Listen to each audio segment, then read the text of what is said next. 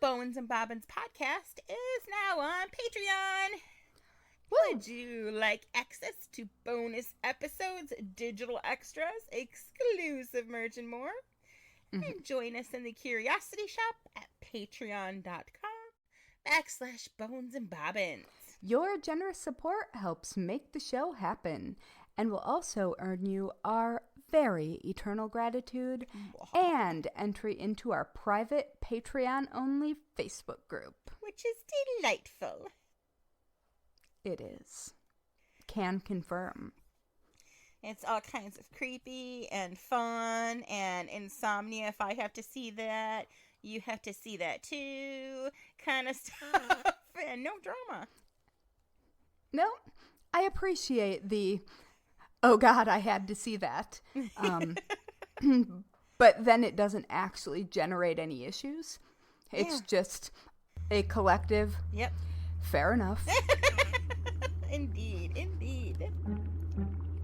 In a dusty old shop on a forgotten old street, you'll find two witches with books 3 boxes deep. Next to rusty old needles and faded red thread, you'll come in for yarn, but leave with pigments instead.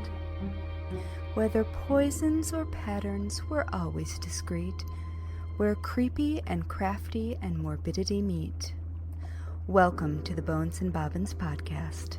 Hello, morbid makers. We are your slightly creepy, Mildly disconcerting, somewhat sinister, delightfully discomposed, opaquely odd, merrily morbid, marvelously misanthropic hosts. And this is Bones and Bobbins, Season 5, Episode 2, The Bewitching and Beguiling Power of Love Spells.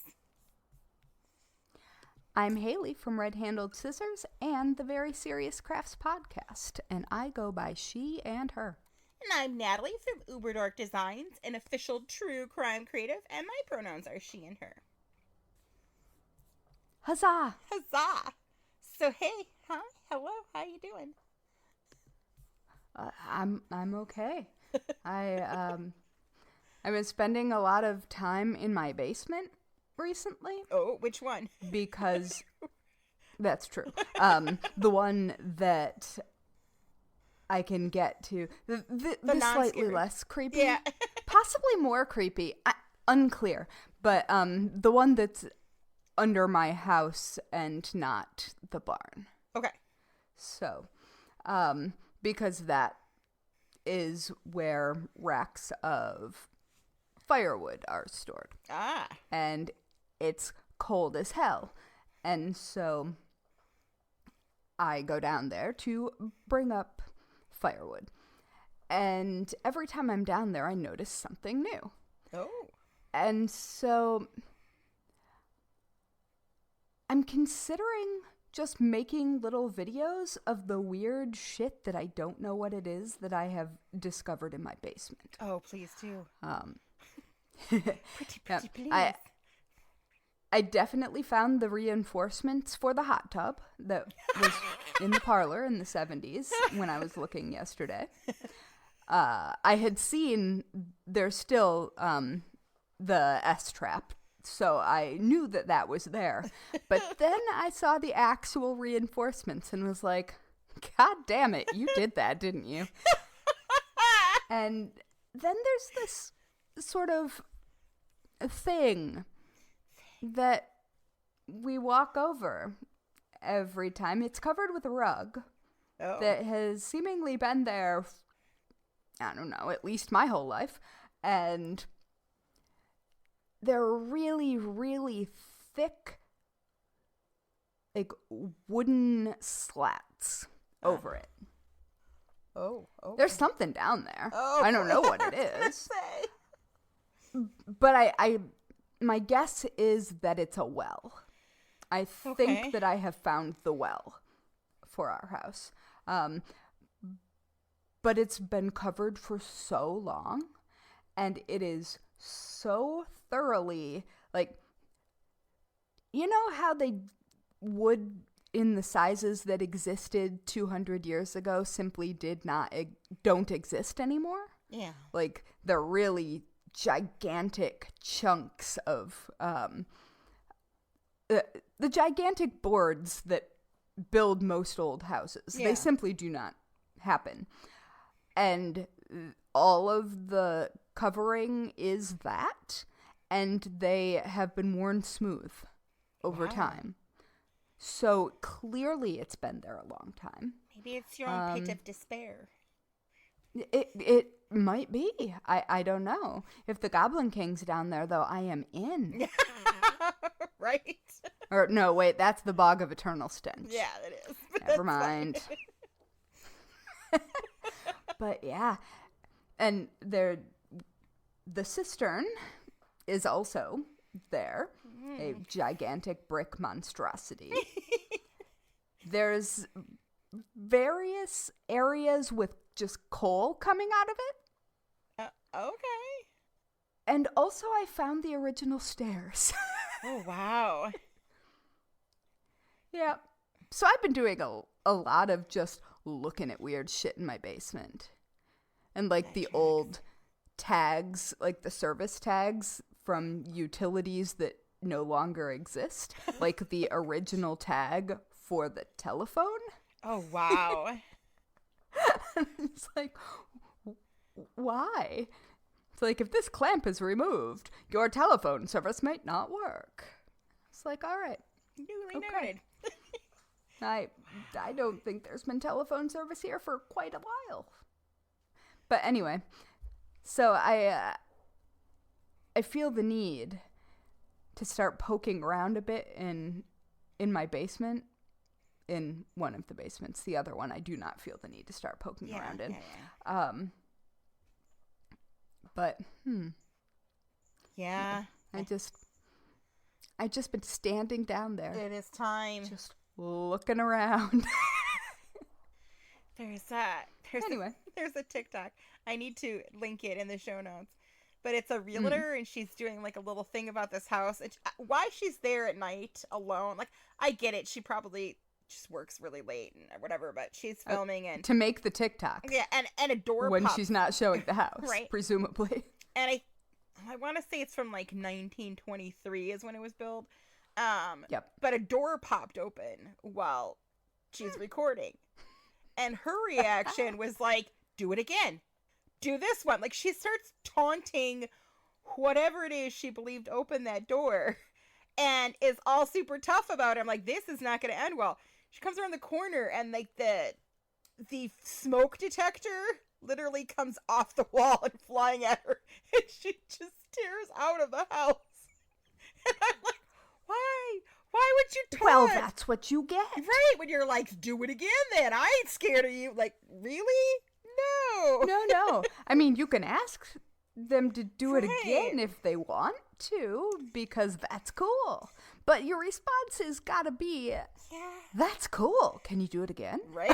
Like, you can't be like, So I could just picture that. And now my passage door is going. Hi. Goodness gracious. Yes. Yeah. We should probably. Thanks, passage door. We're late. This is our late hour recording through. Yeah. We're real late and real weird. Yeah. So it's gonna be fun. It's gonna be fun. Yeah. Anyway, how are you? I'm pretty good. I finally got the flu shot and the COVID vaccine. I got double whacked with it, and it kind of knocked me in my butt a little bit. Like, I'm tired, and my arm is still a little sore, which is weird. Like, I wasn't used to that, but yeah. Yeah, that combination also hit me way harder than expected. So last Friday night, my youngest worked, and I went, to go pick her up, and we're on the way home, and it was super foggy, like ridiculously foggy, and she ended up having to close. So it was like, I want to say 10:15ish at night. Yeah. We're on the way home, and I'm already, like, just hyper aware because it's night. Deer possums wreck all of the critters. Yeah. And I can't see shit. Yeah, nature is like, woo! Yeah, nature doesn't give a fuck about the fog, so I have to, like, try to pay attention to see. I don't know what was going on, if there was some kind of convention, but we passed a total of 12 Amish buggies, which is more than we've ever passed before. And they were like little clumps of 2 or 3. They were coming the opposite direction. So, with Amish buggies, they have a little reflective triangle on the back of the buggy. Yeah. But there's nothing on the front. And they all had lanterns. So, it looked like the Amish Death Brigade. Like, I don't know what was going on, but it was real creepy. But at the same time, like... I mean, you're probably right, though. It was probably a funeral. Like, I don't know. I mean, it was so late at night, and so, you know what I mean? Like, just, it was really interesting. And I don't I've never seen that I hope many. it was kids out on Rumspringa. Right, that's what I was like. I'm like, what? My reaction was, what in the Rumspringa? But then, like, it was funny, because I was telling somebody about it, and they're like, oh my god, that's so creepy. And I'm like, you know, you would think that it would be creepy. And I was like, that's really cool. I'm like, I could look over, and a skeleton could have waved back at me, and that would have fazed me. I was too busy being terrified about a deer running in front of the car. Like, I didn't care about... Well, I mean, if a skeleton waved at you, that just would have kind of been like, oh, yeah. Yep, that tracks, yeah. So it was actually really cool, but also incredibly weird. Just, I don't know what it was. It's the fog that really does it. Right? Like... And the little lanterns, like, it, yeah. Because, we've seen them at night. We've passed it. Yeah, I don't know. But yeah, so that was the lantern swinging back and forth, not stabbing, for listeners. So I think that's now my number one favorite, like, Amish buggy sighting. So it has passed up the former number one, which was the Amish buggy that was parked at the Pizza Hut. Oh my gosh. I do so love it when I'm in Michigan and we near the Indiana border, which happens to be Shipshewana. Yeah. Oh, my mom loves Shipshewana. They used to go visit there all the time. Yes. Oh yeah, it's pretty great. Yeah, we spent a lot of time there. So if anybody listening is more learned in the Amish culture than I am, I've learned a lot since living here and living around them. But if anybody has any idea as to what would have had, 12 buggies full of Amish people out at like 10:30 on a Friday night in the fog, let me know, because I'm real curious. Real curious. I think it was a funeral procession. That is my theory. Right? But at night that late? Like, I don't know. I don't know, man. For full, like, symbolic and creepy effect. Right? And now I'm going to end up researching, like, if Amish have their own cemeteries, or if they bury on family land, or... Like, I already know that. Yeah? The answer is yes. Sometimes they do have their own cemeteries, but also there are often family cemeteries. This came up when I was doing my research for whether or not I could establish a cemetery in my yard. Yes. Of course. Yeah. Gotcha. So I think the answer can be yes, and many different things are correct. That makes sense. So, oh my gosh, that's cool. So on that note, let's take a little quick break to thank all of our fantastic Curiosity Shop members over on Patreon. We adore you and appreciate you so very much. And if you were to join us right here in this podcast moment, well, obviously on another episode, not this one, is where you would get your own very special, totally normal, and not at all creepy welcome shout out. Should you choose to join us? Mm-hmm. And you know why that is? Why? It's because you're the best. The best. And we would totally go explore hidden old graveyards in the woods with you, with our fingers crossed that we would get to see 12 Amish buggies in the fog. I'll bring the lanterns. Into it. Right? Mm-hmm. I mean, I feel like that is, like, to me, that seems like such a normal weird thing to see because I live in New England and, like, colonial fill-in-the-blank is all around, and I would just assume it was ghosts. Yeah. It was wonderful, though, and, like, that really just, I don't know, there was... That's cool. Yeah, it just hits on that, like, really, like, it's a thing and it's happening, but it's mysterious kind of thing. Also... Well, and that's just it. It's that it's mysterious and that it was dark and in the fog. And the like, fog, all like of those everything. things combine to just be like, what are you up to? Exactly. Is it creepy? Yeah. I bet it's creepy. Can we join? Just see you swing the car around and follow that last buggy. I totally would. Can we just up? Oh, do you know what that reminds me of? What? Fae funeral processions. Oh. That people say that they have witnessed at night, like on the moors. We should cover that. That'd be a good... Have we not? No, we've not, because we generally don't fuck with the Fae, so we tend to not talk of them either. I would just like to say your voice glitched just then, so I am speaking from a place of love and fascination. Yes. About the good folk. That would be a good... Yeah, that'd be a good episode. Also, if you join now... You'd have to have like 7 backups. Right?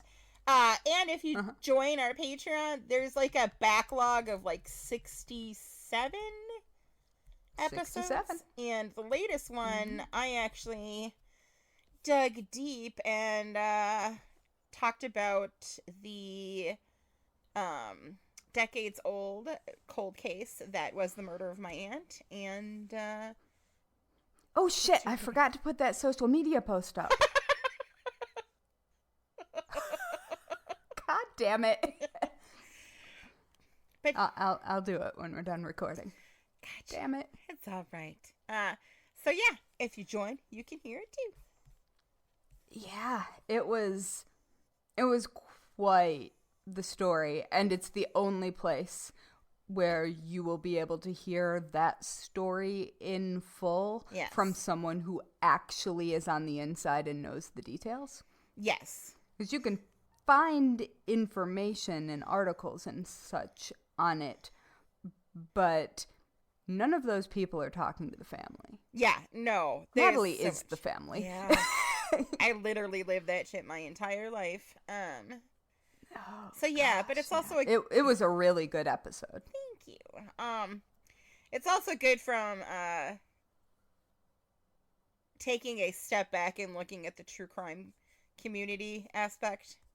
Yeah. So yeah, join us. Join us. Join us. Join us. Yes. Oh, what? Not you. There was a rapping at my chamber door. I was just going to say, your chamber door? Indeed. So we are shaking. I don't think I have a raven. Aw, sorry. Me too. But, so it was either the third floor ghost or Jack. The cat. Both seem unclear. Plausible. Well, both are very plausible. Jack was howling outside the door right before we started recording. Little pudding. Yes, she's mad because I'm not downstairs tending a fire and catering to her every scritchy need. Oh, yes. Yes. Mm-hmm. So we are further shaking it up this episode in the fact that it's true. I am going first. Dun, dun, dun. It's true. I mean, we're weird and we're just shaking it all up. Yeah, we're going with the flow. There's a ghost dog behind Natalie that I can't stop looking at. Yeah, it's one of those nights. Yeah. So it's very sweet. I'm glad. Yeah. So, the day after Christmas, the commercial world begins to vomit heart and flowers everywhere to cash in on that one day of February that you either love or hate, Valentine's Day. And that... My mom went into labor on Valentine's Day. Fun fact. Ooh, that is fun. And that day demonstrates the strength of the most powerful four-letter word in the English language, love. Now, yes. Most lives begin with it. Wars have been fought for it. Many spend their entire life searching for it. It's virtually impossible to truly define it, and let's be honest, to even fully understand it. And part of that may be due to our language having just one word to cover such a vast array of emotions. Like, I love my offspring in a way that I would both kill and die for them if need be. But I also love curry, which I'm excited because I have curry waiting for me after this. And like now I'm hungry. And the comforting feeling that it gives me. I love our cats. I love the smell of a campfire. I love snow. I love the people in my life that get me as I am. I love coffee and Vyvanse, and I love Chewbacca and the Rebel Alliance. And I love laughing until my face hurts. I even love love.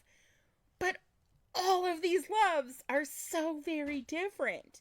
And with all of this power, it is no wonder the lengths that people will go to in order to feel it or to have others feel it for them. And since nearly the beginning of humanity, a whole lot of people have turned to magic to help them. That's right, folks. Today we're talking love magic. It's true. This is a hugely broad term, and like an entire podcast series could be dedicated just to covering all that is love magic. But we're going to do our best to give you a little overview and, just enough to get you either scared or intrigued. Please... Maybe a little bit of both. Right?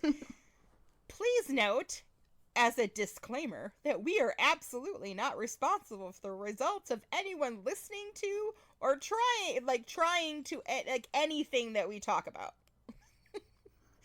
No. Yeah. So, let's dive on in and take it way back. Our journey begins in the dust. Now I have Venus by the Shocking Blue stuck in my head.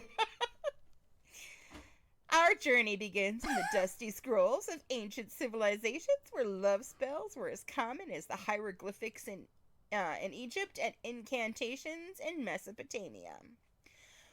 From binding spells etched in clay tablets to papyrus scrolls adorned with enchantments, love magic was literally woven into the fabric of daily lives.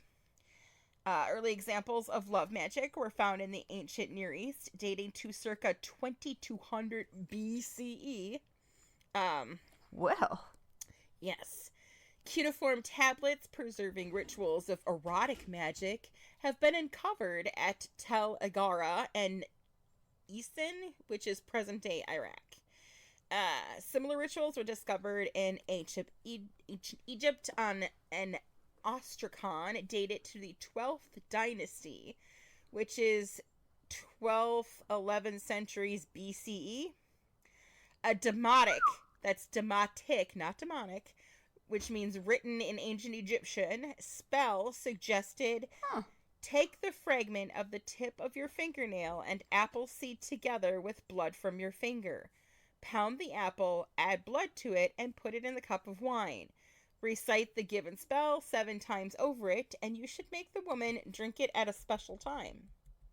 That recipe is a pretty tame variant of a spell that also added, like, semen and the hair of a dead man to the mixture. Yeah. I mean, also a little bit of cyanide in there if you're crushing up apple seeds. Right. So throughout history, people with different cultural identities and different rituals have been targeted and persecuted by the majority or those that were in power, and institutional powers have intentionally destroyed many scrolls, texts, and written documents. Egypt was once considered like one of the most magical empires during its reign of power and over its like 1,000-year history. Yeah. Right. The famous Great Library in Alexandria was burned multiple times, and scholars suggest that the library was intentionally targeted to specifically get rid of texts on magic. So there's likely much more history, myths, and magic of Egypt than we will ever really know. But despite those losses, magic was part of people's trades and traditions that they passed down to their families. So that alone allowed it to make its way to other cultures.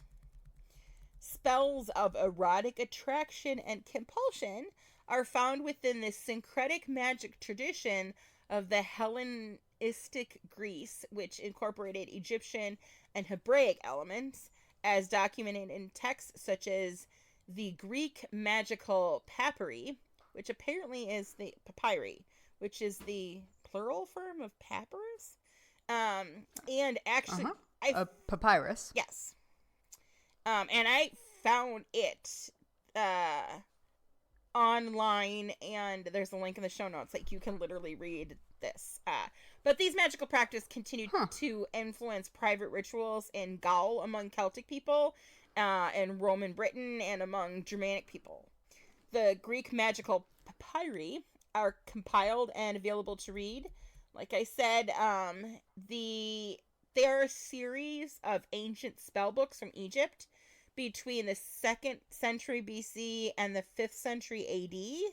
So pretty much they're a grimoire of magical rituals offering solutions to problems like how to summon gods, to stop thieves from breaking into your property, to find wealth, to remedy illness, how to keep calm, to cure fevers, and to get rid of demonic possessions, like the usual.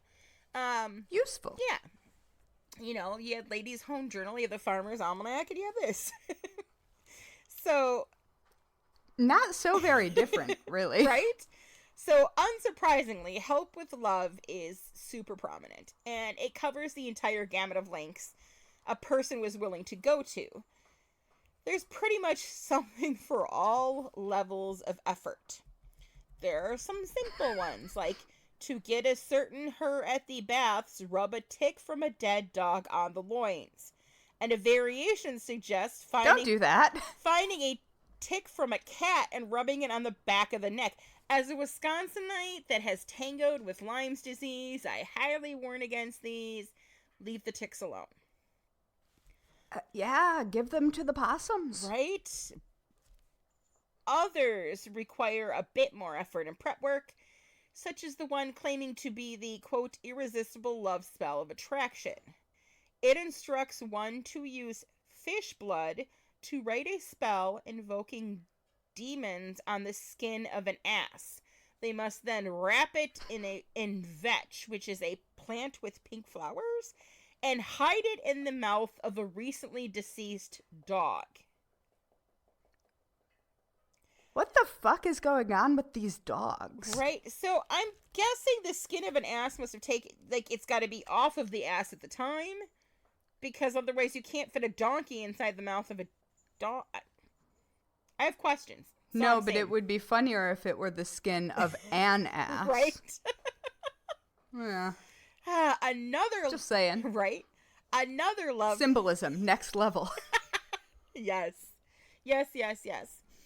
Another love spell advises having an iron ring inscribed with Harpocrates, the Hellenistic god of silence. seated on a lotus in their hands while shouting magical words at the moon from the rooftop.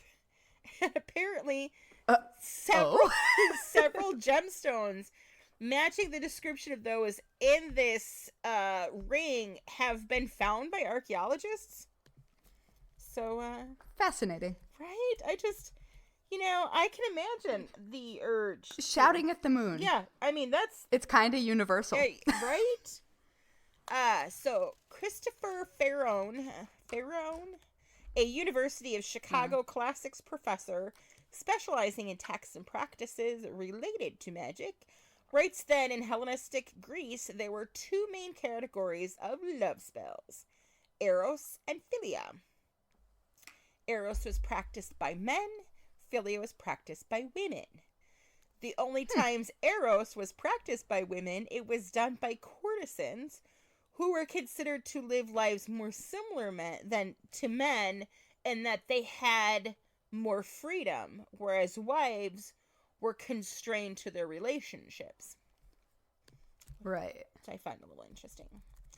So, in ancient times, men used spells to entice or draw women to them. There is a psychological effect to this. If you know... They could have just taken a bath. Right? Yeah. If you know someone has cast a love spell on you and you actually do like that person, then the love spell would function kind of like one of those notes in middle school asking you to check a box if you like them. Like, it's a flirtatious device. So essentially the love spell signals interest. If the person who receives it knows it, they can check yes.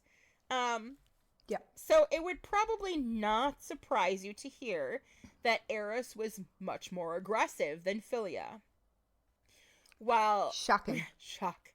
While love spells were not always used to bind people or to hypnotize them to be with someone, many scholars see the spells men used on women as a form of kidnapping. I don't know that that's... I mean, like, I get it, but I think there's probably a better language for that now, but I get it. Philia type of love spells, on the other hand, were meant to... Coercion, maybe. Yeah. Were meant to help women feel beautiful, youthful, and attractive to their husbands or partners. There was a fear that spouses would leave them, and in ancient Greece, men could just, like bounce and leave their wives. But women couldn't leave their husbands. In order to keep the relationship, women used philia to maintain their beauty and to keep some peace. This kind of magic was considered healing and therapeutic. The women used magic for affirmation and to build confidence. I am all about self-love, but fuck the patriarchy. You do that shit for you, boo. Don't do it for some man. Yeah, that's all I'm saying. Along these lines, Can Love Last? The Fate of Romance Over Time by Stephen Mitchell digs more into the masculine side of love spells and magic. He found that in medieval Nordic communities, there was a divide between the intent of love spells that could be tied to gender. Women would veer toward using magic to break up relationships, while men would use it to arouse desire or seduce others. Break up their own relationships or the relationships of others? I don't know. I'm guessing a little bit of both. Probably. Medieval times is where love spells took on a more creative flair. I can only picture the restaurant. And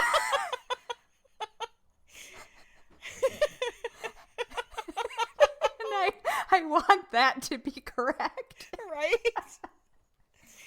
Oh, God.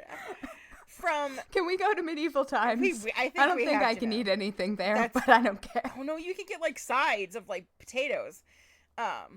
You can get sides. We'll figure it out. All right. Sweet.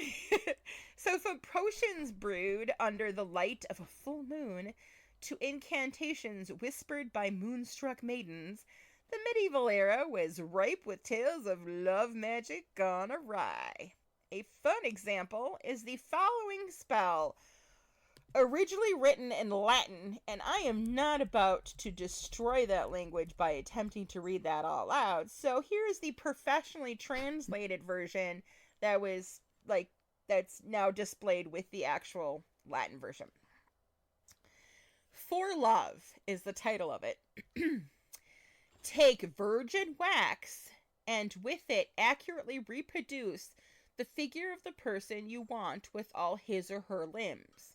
Then take a cock born in March if the person is a man, or a hen if a woman. Extract its heart, saying the name of the person, and with continuous fumigations, I don't know if that's the right word, and put it in the place of the heart of the figure, saying the name again. Then write on the chest of the figure the name of the person you desire using a new needle. Then take 9 new needles. If you want to cause pain to the person for whom you said, put one of those needles in the corresponding place in the figure. When you want that person to stop suffering, remove the needle and the person will suffer no more. Be careful not to touch the heart of the figure. If you touch the heart with it, they will infallibly and immediately die. Well, not exactly love, but I don't know. There's a situation like that, I guess. Another one labeled For Love that is slightly less dramatic. In the first day of the waxing moon, in the day of Venus, when the sun is rising, you will have prepared a leaflet of virgin paper. Take some of your blood from the ring finger of your right hand and write on the paper with your blood the sign reproduced below. Together with the names of your beloved and her mother, write with a feather from the from the right wing of a male goose. Stacy's mom has got it going. I'm done. Feather from the right wing of a male goose. Wear the leaflet or make her wear it without knowing it. I mean, it contains blood, but no death. So there's that. The Middle Ages also brought the dominance of Christianity and Catholicism in Europe. And while they will steal from the pagans and those that are magical, they were also known to condemn magic. Still, it didn't stop people from stealing the candles and other items from Mass to use as part of their rituals to attract, allure, and secure love. Which, fair enough. Candles were expensive, right? That's what I'm saying. Like, get it.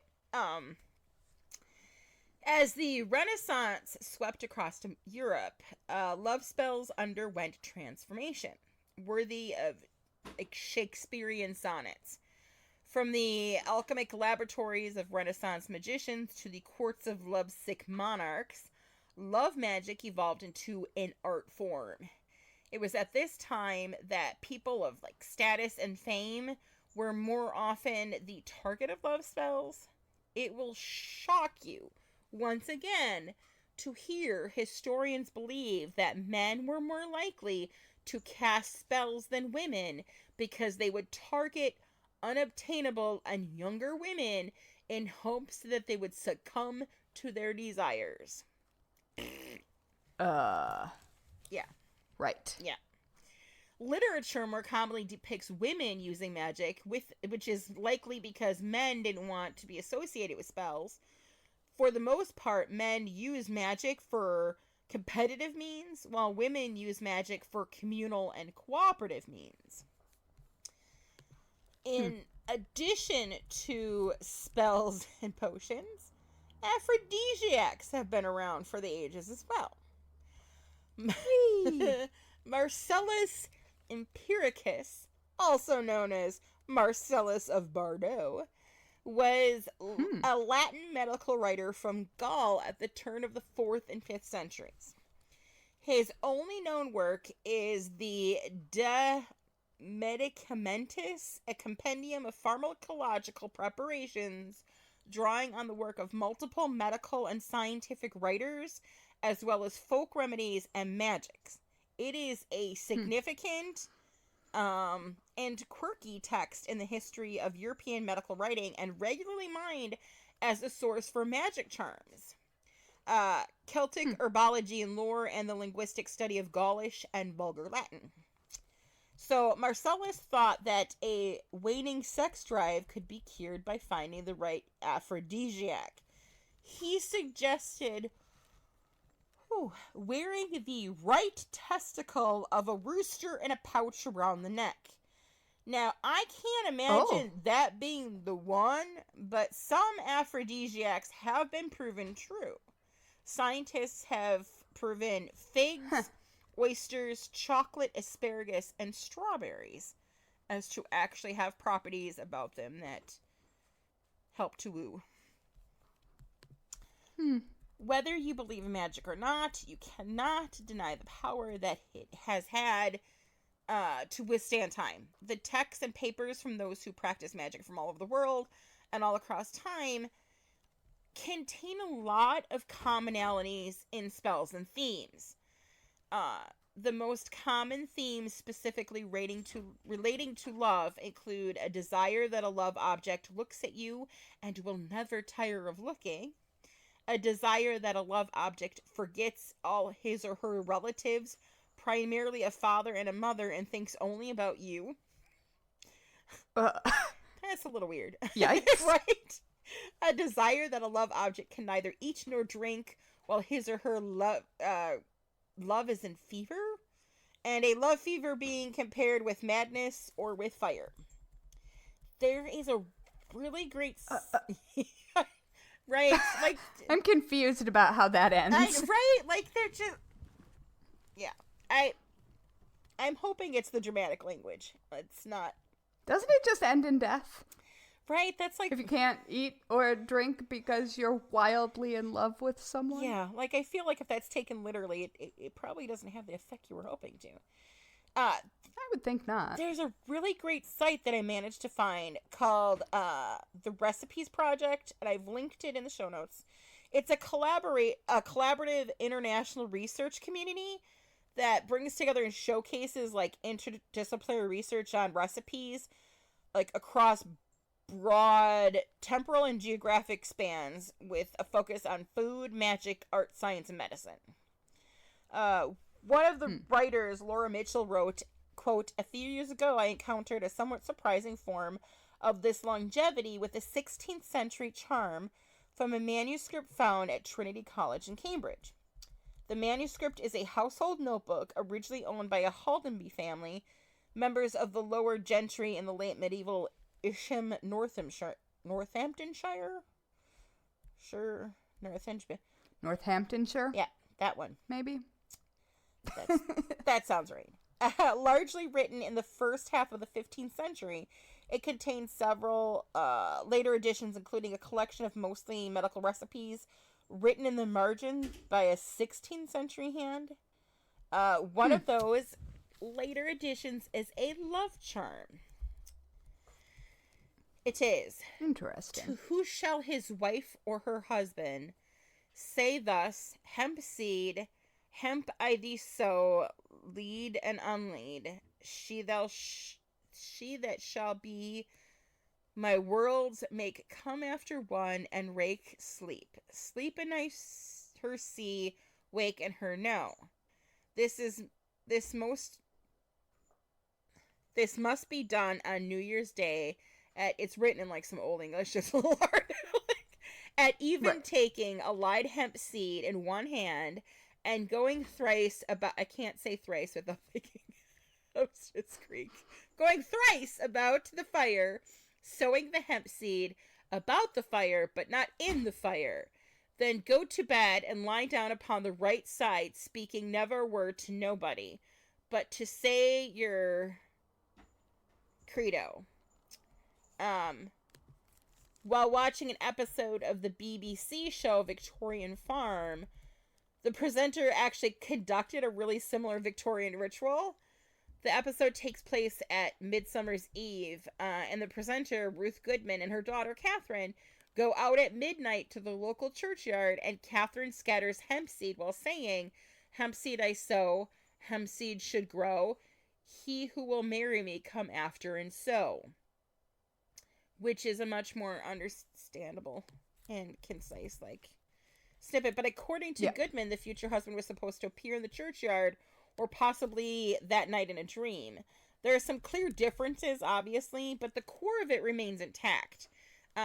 There's another similar hemp seed spell in the Victorian grimoire, Romance, Enchantment, and Magic by Patricia Telesco. So it's just interesting the things that have crossed like time and culture and still remain. So before I hand it over, before I hand it over to you, and you bring us into the modern times, I just wanted to share some worldwide love potions compiled by National Geographic. Oh. Yes. Okay. So, when mixed with herbs, the eggs of Uganda's gray-crowned crane, a bird that mates for life, are said to increase affection and monogamy. That's cute. Right? In Africa, the bark of the yohimbe tree is said to have certain aphrodisiac qualities when steeped in hot water and consumed as tea. Rum, honey, and red wine are mixed with tree bark and herbs to create mamajuana, which sounds close to marijuana. It's mamajuana, an aphrodisiac for men and women of Dominican Republic. The people of Madura Island in East Java are known for their jamu ramuan, a concoction of herbs that, when ingested, restores youth to women and makes them more desirable to their husbands. On Dragopet Day, the Romanian Day of Love, frozen snow is collected and its water used as a magic potion by young girls. The water is said to ward off illness for the rest of the year. The Lappish Love Potion in Finland is an alcoholic brew made from blueberries instead of yeast. Chocolate used by That sounds delicious. Right? Like a lot of these, I'm like, I'd be down for that. Chocolate used by the Aztecs as an aphrodisiac has a high levels of serotonin and phenylethylamine, which is mood-lifting agents found in the human brain that increase energy and produce euphoric effects. Hell yeah. Right? In the 19th century, asparagus, known for its aphrodisiac qualities, was served to grooms before their wedding night. And is it just because it's a stick? Right. And it makes your pee smell funny. Yeah. In ancient Greece, carrots were consumed by both men and women to make them more desirable to each other. Why carrots? I'm not sure. But, I bet they were.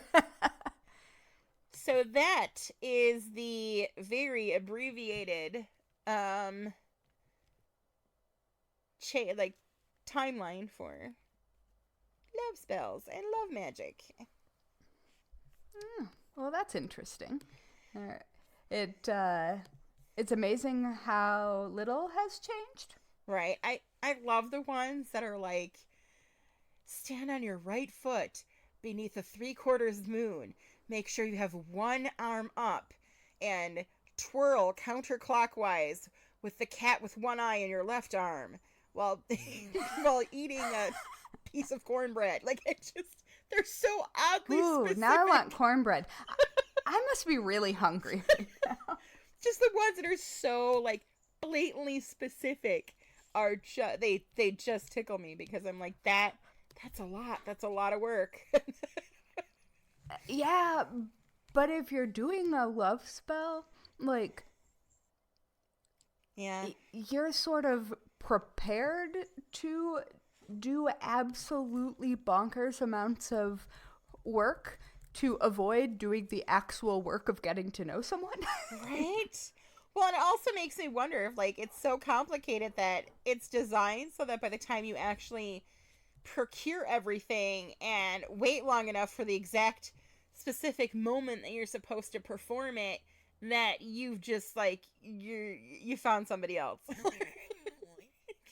Yeah, I don't know.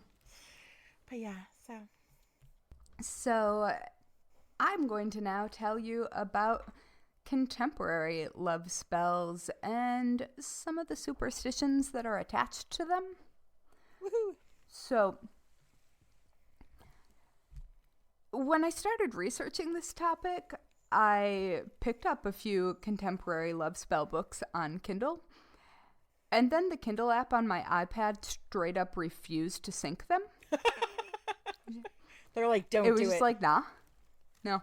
And then after 15 minutes of trying like manually to do it and just messing with things, other books synced, so it wasn't just the connection. It was a whole thing. I finally just said out loud that I wasn't planning on using the spells and that I was just researching for a podcast episode. And then I asked politely if I could please have the books now. And literally at that moment, they appeared on my iPad. The powers that be were like, no, we love you and Jeremy together. Don't do it. It's like, guys, calm down. I just wanted to read some bad ideas. We do love us a good bad idea. It's true. So, I think the first thing that usually comes to mind when a magically inclined person thinks of love spells, probably ask themselves, are they dangerous? Because it's pretty well established that you, in all caps, should not do them in like modern lore. Yes. And the answer is kind of complicated. I mean, the answer is as complicated as you'd like to make it. But the simple answer is no.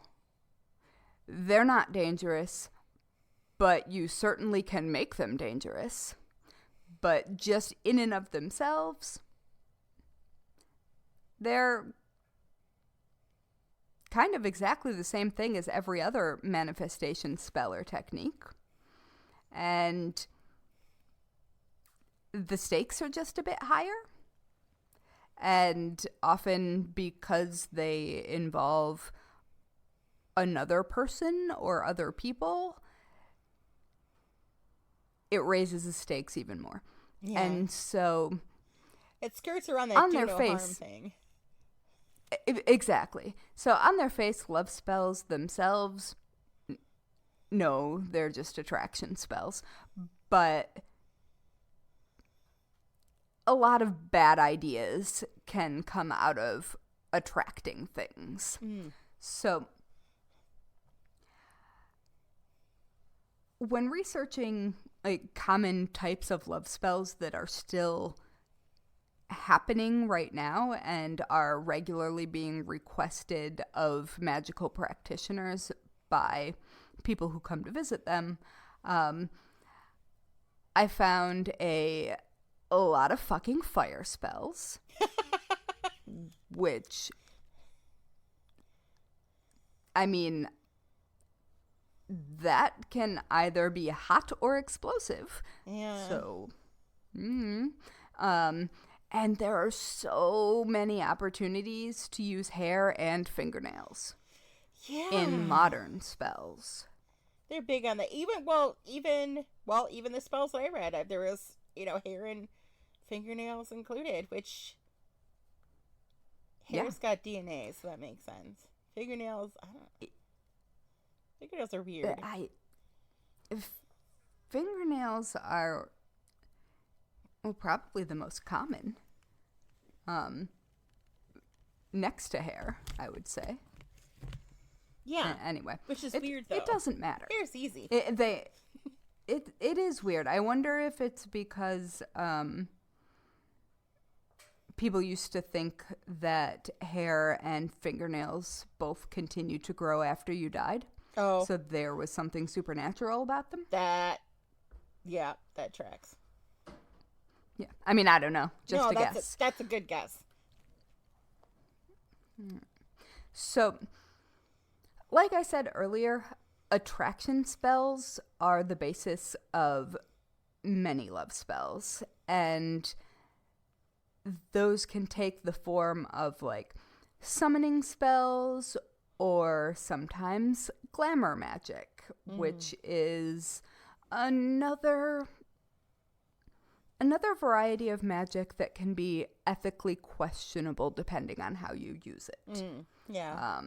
Because it makes other people see you in a light that you want them to, not necessarily the light that is correct or accurate.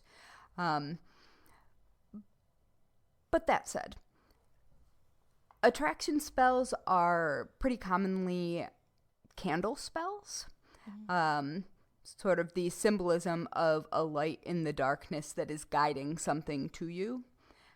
And that, again, works for many manifestation spells and attraction spells. But often there is an additional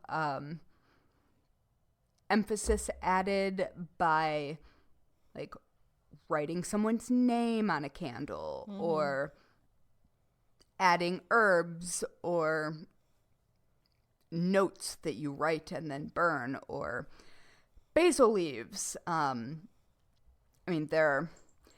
You can pretty much turn any attraction spell into a love spell, and candle spells are really frequently used for that. Yeah. Similarly, enchanted perfumes are another really common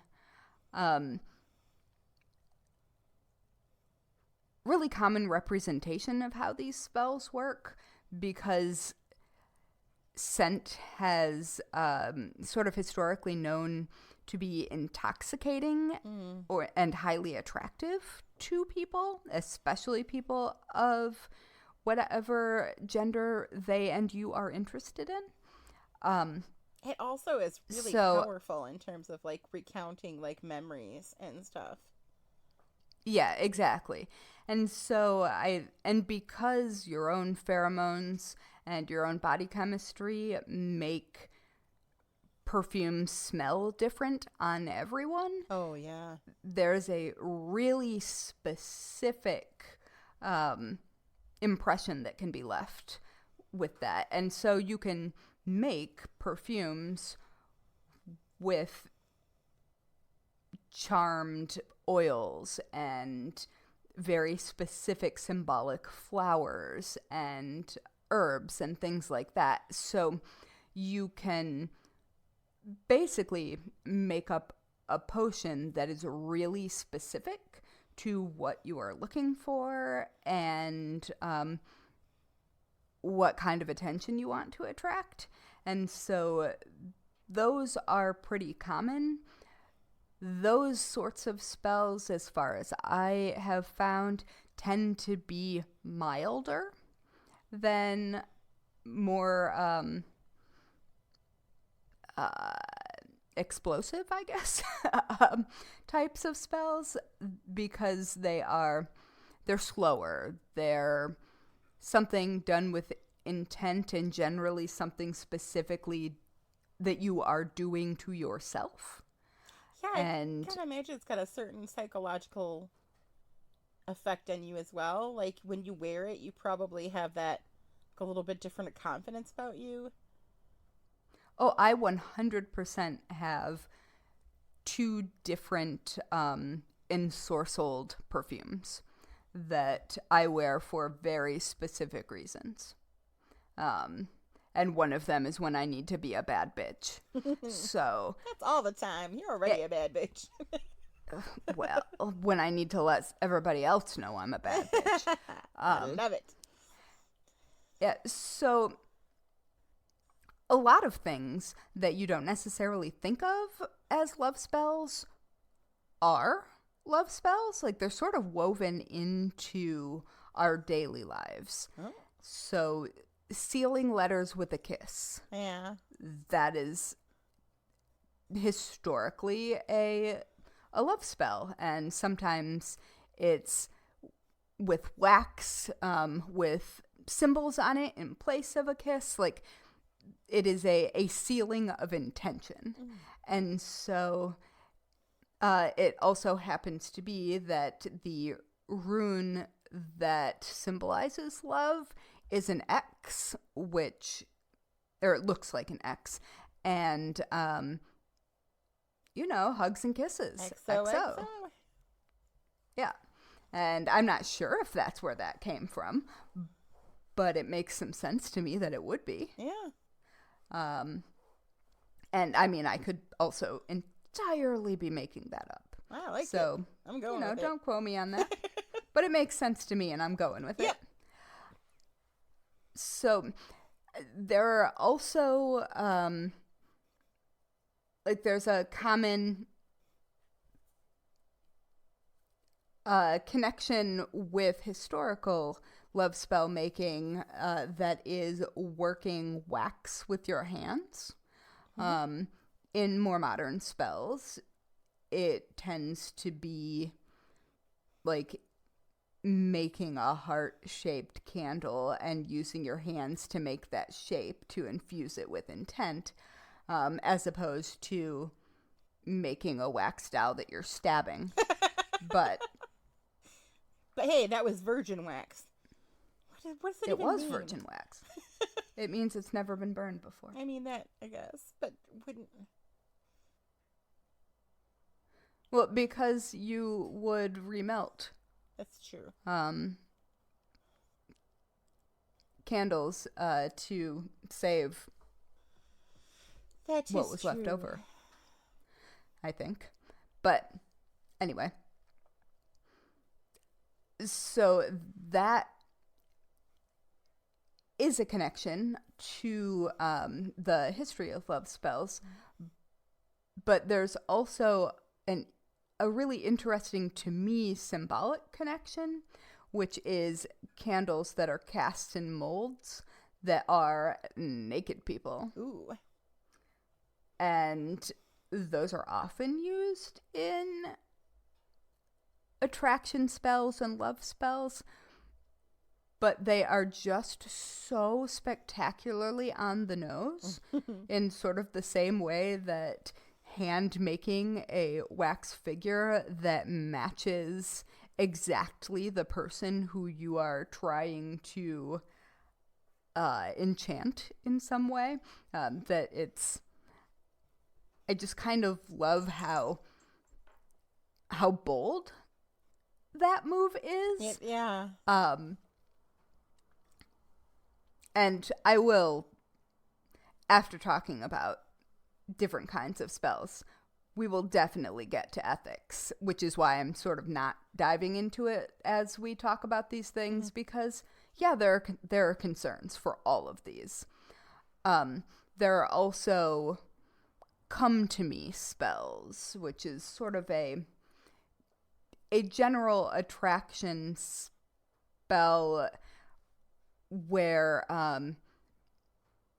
the person working it would put very specific intentions out, not necessarily a specific person, although it could be a specific person, and then we get into ethical hot water. But more often in modern spell work, it is just very specifically putting out the qualities A list of demands. Basically, a list of demands. Like, yo, universe, 8 3/4 inches. 3/4. All right. Anyway, so, and it's not, I guess it can be eye color and hair color and things like that, but it's usually personality types or specific types of achievements or education. Like, you can get real specific with it. You can get real problematic with it. But come to me spells are pretty common. I think that they're probably one of the most frequently used spells that still exist in sort of modern magical working. That makes sense. You can also... That makes sense. Yeah. You can also do what many of us do, which is make spell bags or jewelry and wear them very specifically.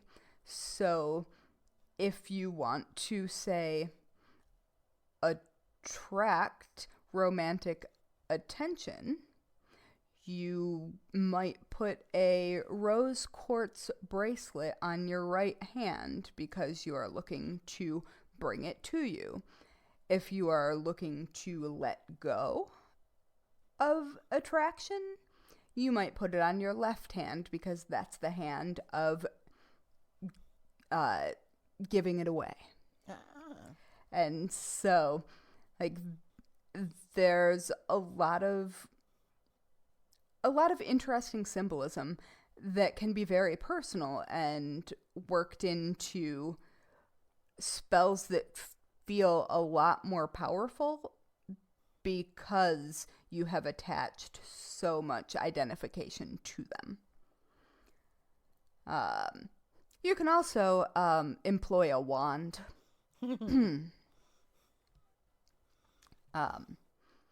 In whatever form you would like that wand to be. Sometimes you might put crystals on the wand, because who doesn't want a sparkly wand? Indeed. Yeah. Anyway, rings also, like wedding rings, friendship rings, any sort of ring that's exchanged is in fact in and of itself a love spell, which is kind of cool. And it's generally a consensual love spell. Yes. So it's, I think that many people might not look at them that way, but what are they except for symbols of very specific intent made to be worn to remind you and the world around you of a commitment that you've made? Yeah. Like, it's a pretty solid spell. It is. I never really thought of that, but yeah, it definitely is. And so if you're not into fire, which, all right, fine. You can have some pretty rocks. So, just gonna give you a list of a few different crystals and what they're supposed to attract in love magic. And, like, putting a crystal in your pocket is sort of, I would say, a gentle introduction into probably not very sketchy love magic. And so you might put carnelian in your pocket. Carnelian is red, and it's often said to stimulate passion or sexual energy, but also, like, courage. And so that might be pretty useful if you're trying to talk to somebody who makes you nervous. That would be everybody. Right. Yeah, so slap that carnelian in your pocket. Everybody, just go for it. Diamonds are said to deepen commitment and trust in a love relationship. I am fairly certain that is a very recent De Beers related. I was going to say, that sounds like a sponsored. Yeah, I don't think it goes that far back. Yeah. But emeralds are supposed to enhance love and devotion and support emotional balance. And I do love an emerald. I was going to say, they're so pretty. Yep. And garnets, which are also often red, are supposed to make you lucky in love and also enhance self-esteem. So, like, the red minerals are definitely, like, to put a little swagger in your step, which I kind of like. Because it's It's fuckboy energy, but without being an asshole. Yes. Yeah. There are also a lot of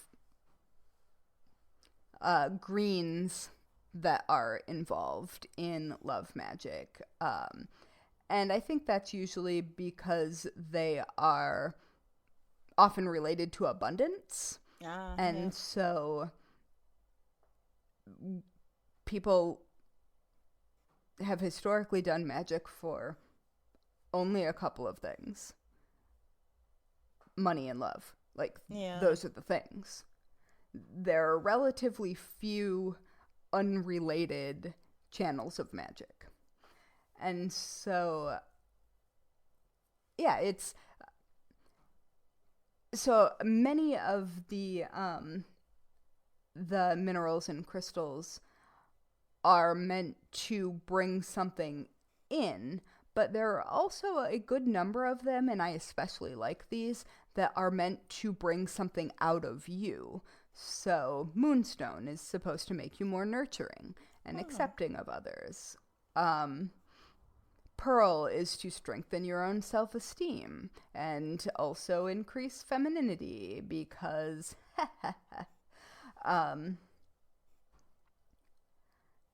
watermelon tourmaline is supposed to increase your ability to give and to receive love, which makes sense because if you are familiar with tourmalines, they are a protective mineral, and so it would make sense that that feeling of safety and protection would allow you to better give and receive love.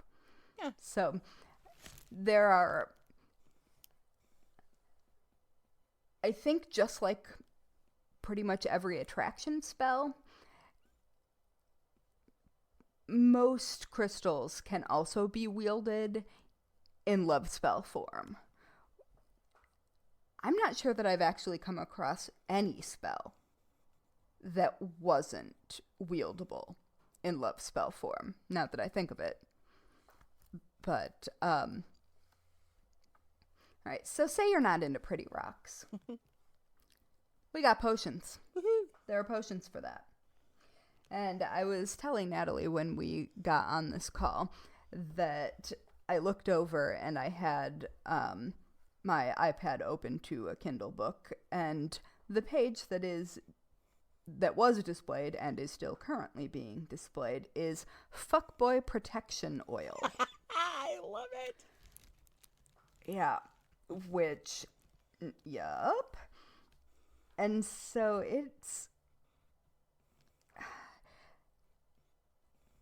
it's very interesting when you're talking about potions, because it's sort of the bringing together of a spell jar. Yes. And then not just having the spell jar be the physical manifestation, but the result of what happens within that jar being useful for other manifestations. So love spells, love potions, very common. We have all heard about love potions. They don't really work the way that the TV would have you believe. But they are also, I mean, like you said earlier, there are aphrodisiacs. There is the power of intent and also the placebo effect. All of which are extremely powerful and can certainly be used if you're dabbling in love magic. Connected to love spells, sex magic and fertility magic.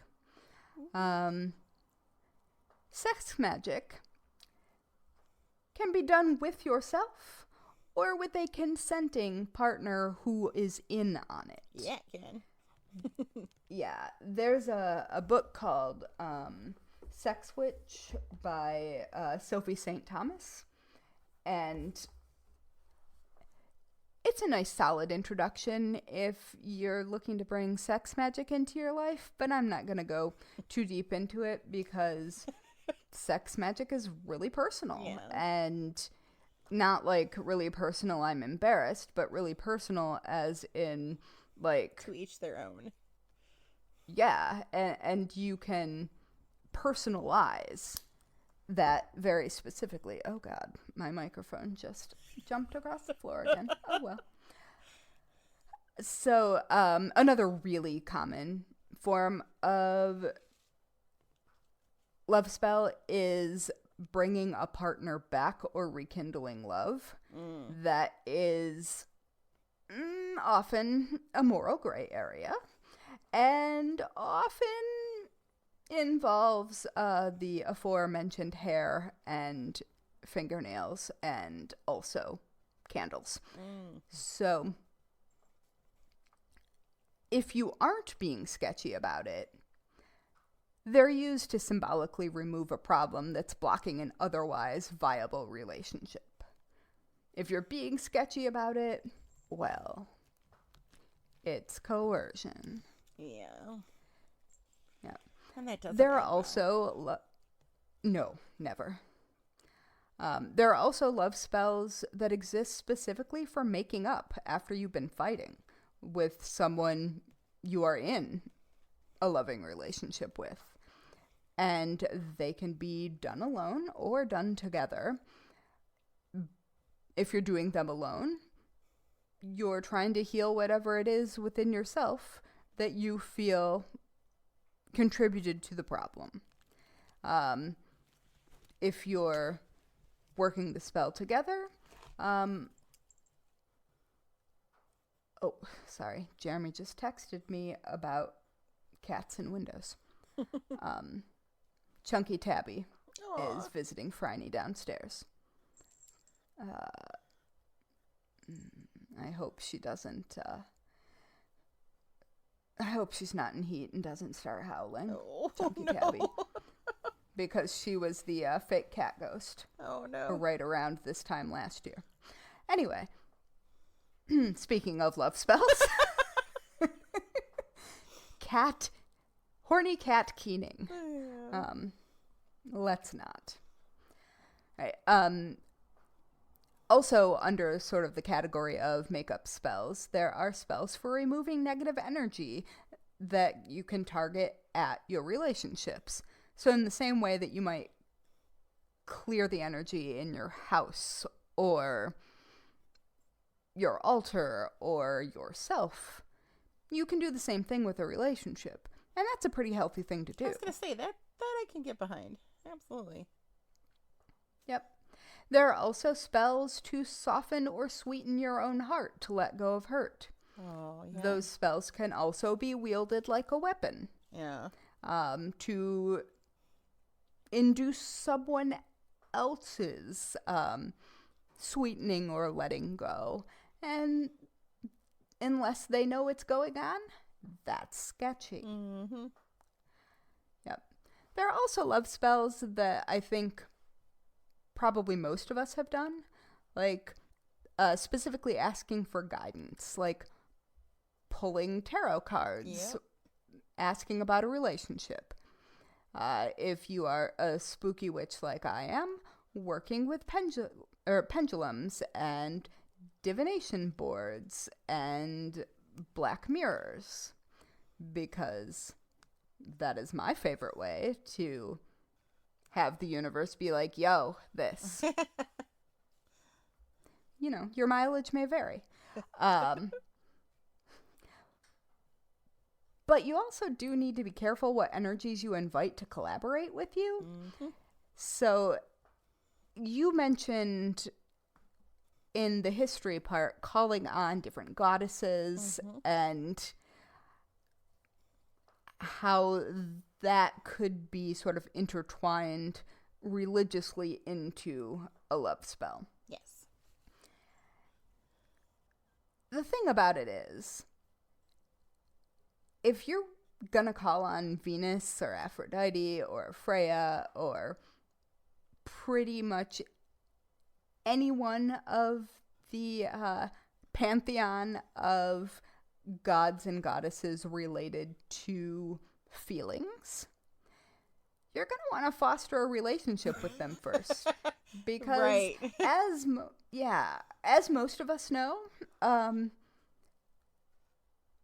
gods and goddesses are often the gods of something and their opposite. Mm-hmm. So, I don't know. I think you just got to know who you're working with.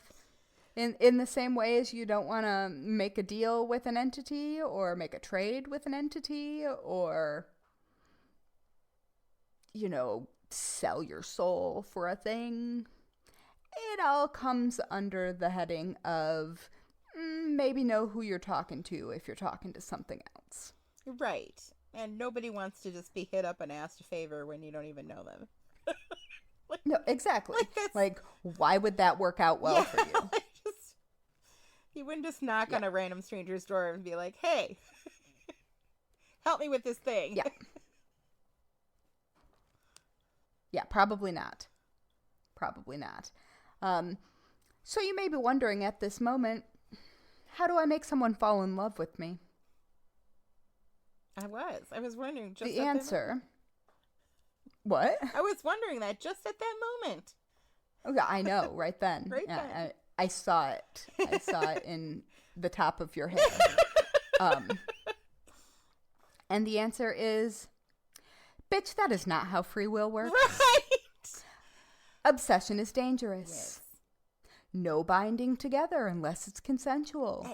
Being spellbound is... It never works out well because it's unnatural. No. Exactly. Being spellbound is only sexy in fiction. Yeah. Or when it's the vampire Lestat. Yeah. Just saying. Yeah.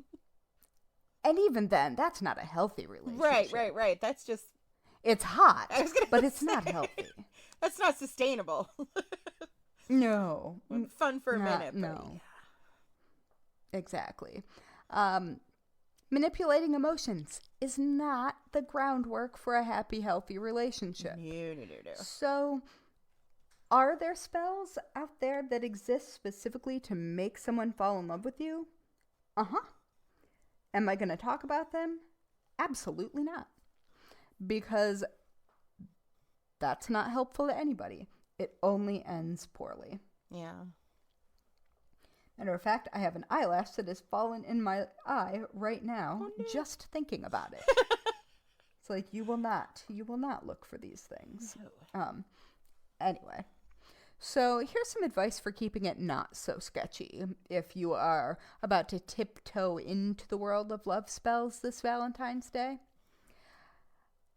A practitioner named Skye Alexander, who's the author of the Modern Witchcraft Book of Love Spells, Your Complete Guide to Attracting Passion, Love, and Romance, which is one of the books that I used to research this topic, basically says this in, I can't remember, like an article in Cosmo or something. That sounds or maybe Allure. No, Refinery 29. Oh, okay. It was going to be one of the things. You know, the usual lady advice. Yes. Teen Vogue also weighed in. Oh, I love Teen Vogue. Yeah, me too. But anyway, so, oh hell, now I have lost my own spot. Okay. So, her take, and she specifically wrote a book on modern love spells, is, quote, let this be done in harmony with our own true wills, divine will, and for the good of all concerned, harming none. So, basically, that's an offshoot of the Wiccan and it harm none, do as you will, which is an offshoot of way earlier pagan practices. Yes. So the key is you can do as you will, Mm-hmm. not what someone else will. So, ethics. Yeah. Is it ever ethical to cast a love spell? What do you think? I mean, it's depending on the spell, but yeah. I mean, if you're going from the attraction, if you're going from the self-healing things that you feel might be blocking you from receiving love, absolutely. When it comes into fucking with somebody else, then I don't think it is ethical. Yeah, and I'm sort of on the same page there.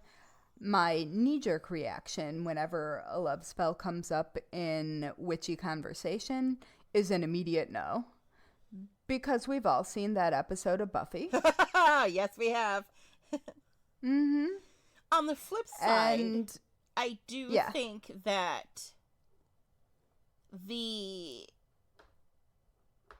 severing of a relationship under certain circumstances, it is okay to use a spell to sever like a toxic relationship that you have tried to eliminate. It's kind of the extreme version of clearing the negative, but I think that those are, because it's a one-sided thing. You're not wishing harm on the other person. You're just like, I cannot anymore. yeah, and that's more of a severing your feelings and preventing harm sort of thing. Yeah. I actually completely missed that bullet point when I was going through, which is it followed the making up spells. The breaking up spells are basically, like, when done ethically, are cord cutting ceremonies without malice. Yeah. And it's not about causing pain. It's about easing the path forward for both of you. Right. And in my opinion, it's okay to wield powerful magic in that way. But you need to be very specific and very thoughtful about it. And you should not ever do it if you aren't feeling confident, or if you're feeling overwhelmed or hurt or upset. Like, it's definitely a thing to be done when you're level-headed. Right. Yeah. So, the problem is, love spells are probably the most tempting kind of spell that exists. And it's wildly easy to talk yourself into doing them. Oh, I'm sure. You're not thinking with logic. You're thinking with emotions. You're thinking in the moment. And you're thinking with other body parts. Indeed. Yeah. And those things are strong. Yeah. I mean, who hasn't gone home from the bar with a charming bad idea ex at least once? Even when you know they are just that, a very charming bad idea. Yeah. But it seems like a fucking fantastic plan until that oh shit moment. Yeah. Like, when your eyes snap open the next morning. yeah. You're like, I'm going to regret this in the morning. And you do. Yeah. And I mean, I have had that conversation with someone. Yeah, we're going to think this is a terrible idea in the morning. And yep. So you can go in with your eyes completely open and still surrender completely to emotions and instead of logic. Yes. And that's sort of what makes love spells really dangerous. Yeah. Because you're dealing with extremely powerful emotional energy. Yeah. And you're not dealing with the same sort of boundaries and restraint that you might apply to wielding magic in other areas of your life. And so, like, humans are particularly skilled at convincing themselves that bad ideas are good ideas when feelings and hormones get involved. I can justify anything. It's one of my superpowers. Oh, yes. I mean, same. Like, just reading about these things, I was like, I could do a little zhuzhing of my romantic life. I could do a little. And, like, there's nothing wrong with my romantic life. And still, I was like, maybe it would be kind of nice if I felt as hot as I was at 22. And other people also thought I was as hot as I was at 22. Like, and that is not applicable to me at this moment. And it doesn't matter. Yeah. Because I'm still like, well... I blame the patriarchy. Well, yeah. But also, it just feels really good to feel that hot. Right. And it doesn't... I've weirdly found that at the times of my life when I felt like that, it wasn't for anybody else. I thought I was smoking hot. Right. And it didn't really matter what anybody else thought. And that's kind of all right until you're bringing other people into it. Exactly. And so I thought it was a particularly good idea. One of my sources mentioned doing boundary spells on yourself. Oh.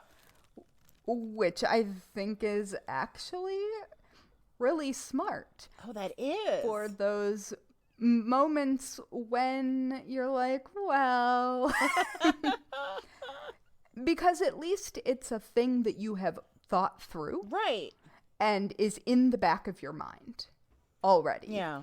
And that might be just enough to cause you to hesitate from doing something that's a bad idea or straight up unethical. Yeah. And so, thing is, if you're planning on bringing another person and or people into a spell, ethics, rather than your individual desire, need to be the first thing you think about before taking any next steps. There's nothing We're keeping it sexier than consensual. consent. Exactly. And if you aren't, like, if you're trying to justify something that you're doing because it'll be good for them, or I don't know, you can justify almost anything. Yeah. But in an article specifically about love spells and teenagers on the Llewellyn website, I found 3 questions that I think are a really good idea, not just for teenagers, but for anybody to ask themselves before they do the thing. So a practitioner named Guinevere Rain wrote this article. And again, this is aimed at teenagers, but as an introduction to love spells and doing them ethically. Mm-hmm. And so, question 1, would I mind if this spell were cast on me? Question 2, am I willing to take responsibility for my actions? And question 3, by working this spell, am I going to harm anyone or intrude on someone's free will?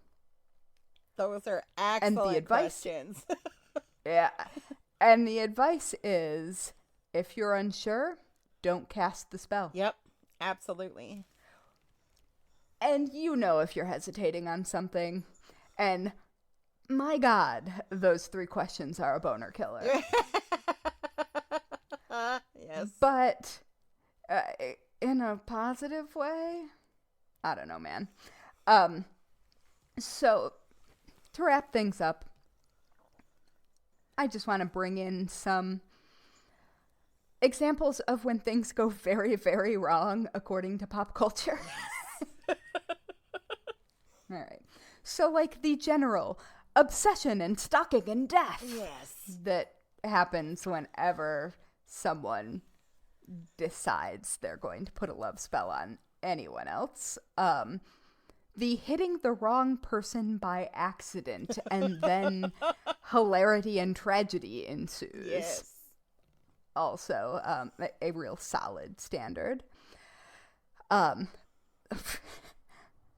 next bullet point is cats and dogs living together. Mass hysteria. But then goes on to the gatekeeper and the keymaster Ghostbusters sort of scenario. Yep. Those people aren't involved in the decision making. They are like sex-fueled automatons that are just walking those meat suits through town. So that happens. Yes. Then you've got your garden variety terrible repercussions due to not being a virgin and or a woman saying yes. So looking at you, Buffy and Angel. Yes. And then my favorite of the very, very wrong love spell tropes is not noticing that the world is ending around you because you're too busy fucking. Yes. Yes. Yep. See, also, your house is burning down around you, or there's a war happening around you. It doesn't really matter. Yeah. But yeah. So, anyway, those are just sort of my favorite extreme pop culture superstitions. So, that I think actually should make you think twice about doing love spells. Because is that going to happen? No. Probably not. But that's taking the ethical missteps to the extreme. Yeah. And if you're not cool with taking your own ethical missteps to the extreme, right, don't do it. Like, full stop. So yeah. Would weird science, would that be considered a spell? Even though they... Yes. I mean, they created something, but then took away it. They had a doll. I'm fairly certain if something is conscious. Yes. And you take away its free will, it's unethical. Yeah. I haven't seen that in forever. I think I need to force it upon the offspring. Oh my god. So I'm considering watching a little Practical Magic this evening. Oh yes, do it. Speaking of. Oh yes, love magic indeed. Yeah. And so that's a good segue into what it brings us to, which is the weekly worst way to die. Well, mine is Fatal Obsession. Yeah. Unsurprisingly. What's yours? Mine is, unsurprisingly, someone accidentally sticking a needle in a heart of a wax figure of me that was made from specifically virgin wax. Yeah, let's not do that. I like you. I require your existence. So, man, anybody who does that's going to have to tangle with me. Yeah, I wouldn't. My money's on you on any No, fight. I wouldn't either, frankly. I also would just like to point out in addition to virgin wax, unused needles. Keep in mind, these needles were hand wrought. Yeah. All of them. That just adds a layer of commitment to that bullshit. It really does. That is really too much. For real. Like, I can think of so many more, better ways just to spend time. Like, more interesting, more fun. Like, that's a lot of, I don't know, maybe just get some therapy. And also self-love spells. Yes. Those are always an option because it's a whole lot easier to allow someone to love you when you love you. Right. And that is the whole point. You're not tricking anybody Right. into loving you.